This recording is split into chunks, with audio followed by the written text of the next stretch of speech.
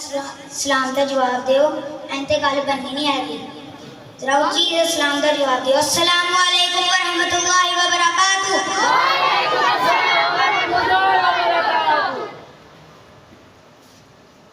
रब सोना करम बेमिसाल कर दे माफी मंगो ते माफ लजपाल कर दे। रब सोना करम बेमिसाल कर दे माफी मंगो ते माफ लजपाल कर दे। कोई मंगे ता सही माला माल कर दे जी कोई मंगे ता सही माला माल कर दे।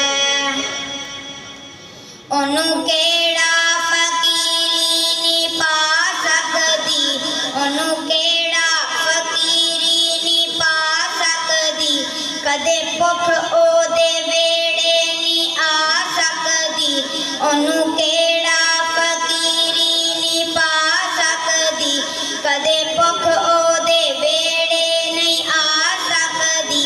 किदे नेड़े जिन्नू मेरा अल्लाह खुशहाल कर दे कोई मंगे ता सही ओ माला माल कर दे कोई मंगे ता सही ओ माला माल कर